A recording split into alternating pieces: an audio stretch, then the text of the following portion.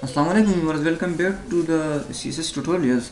In this tutorials we will learn about the basic syntax of cascading style sheet when it use an internal CSS. तो internal CSS का style sheet ये है कि head के tag के अंदर आप एक टैग लोगे, ठीक है, स्टाइल का, ठीक है, स्टाइल का टैग लोगे और इसे क्लोज करोगे, ठीक है। जब स्टार्टिंग और एंडिंग टैग आपने लिया, इसी के दरमियान आप CSS अप्लाई करोगे। तो CSS का लिखने का सिंटेक्स ये है, सबसे पहले आपका सेलेक्टर होता है व्यूअर्स। सेलेक्टर जो है ये हमारे पास इंटरनल होती है। जो इंटरनल मींस बेसिकली जो आपके जो HTML का पेज है उसी के अंदर यूज़ होती है। सेलेक्टर सबसे पहले आपने डिफाइन करना होता है सेलेक्टर, ठीक है। उसके बाद ये दो ब्रैकेट्स के अंदर आप उसकी जो है सबसे पहले प्रॉपर्टी देंगे, ठीक है। प्रॉपर्टी देकर कॉलन लगाकर उसकी जो प्रॉपर्टी आपने दी उसकी वैल्यू देकर सेमी कॉलन, ठीक है।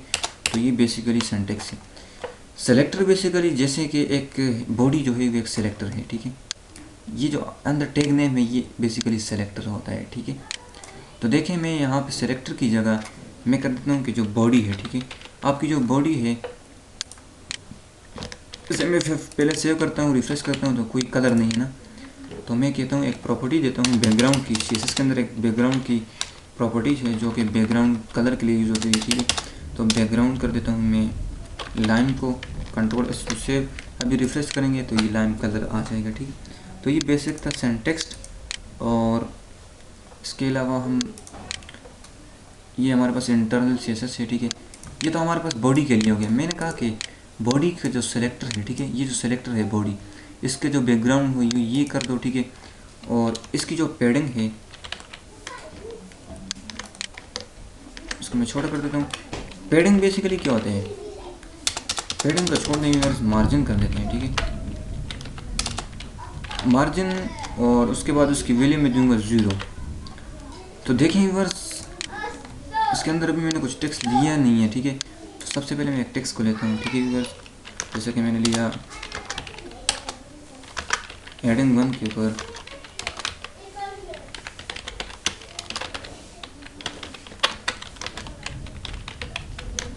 Control S to save. अभी रिफ्रेश करेंगे तो हेडिंग 1 आ जाएगी, ठीक है। अभी देखें इसको मैं बैकग्राउंड देता हूँ, इसी के अंदर मैं CSS के अंदर मैं बैकग्राउंड देता हूँ। देखें मैं सबसे पहले सेलेक्टर जो दोगे वो H1, मैंने कहा H1 के ऊपर ये प्रॉपर्टी जो अप्लाई कर दो, जो इसका बैकग्राउंड है वो रेड कर लो, ठीक है। फाइनली मैं रिफ्रेश करूँगा तो उसका बैकग्राउंड जो है वो रेड आ जाएगा। देखें इसे बैकग्राउंड दे दिया, ठीक है। जो मार्जिन और पैडिंग है, ठीक है, मार्जिन बेसिकली फासला होते हैं, ठीक है, चारों तरफ से, ठीक है। कि आपने कहा कि भाई ये जो मार्जिन है, अभी सेव करते हैं, अभी रिफ्रेश करते हैं तो देखें व्यूअर्स जब मैं मार्जिन के बगैर इसे रिफ्रेश करता हूँ तो ये जो है इसने ये अल्बर्ट शेहजाद जो है ये जो हमारा पूरा बैकग्राउंड है इसको थोड़ा सा यहाँ से जो है वो नीचे कर दिया, ठीक है। तो मैं कहता हूँ कि इसके दरमियान जो है वो जो बॉडी का जो मार्जिन है, जो फासला है, ठीक है, वो 0 हो ना हो बिल्कुल।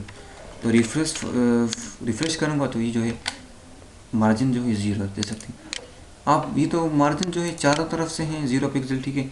आप इसको कर सकते हो 0, 10, 20, 40, ठीक है। ये हमारे पास टॉप बॉटम लेफ़्ट राइट, ठीक है। रिफ्रेश करेंगे तो ये आ गया, ठीक है। लेफ़्ट से जो है वो 40 आ गया, लेफ़्ट राइट टॉप बॉटम, ठीक है, टॉप से 0, ठीक है। तो ये हमारे पास दे सकते हैं, लेकिन आप 0 अगर करेंगे तो चारों तरफ से दे देगा, ठीक है।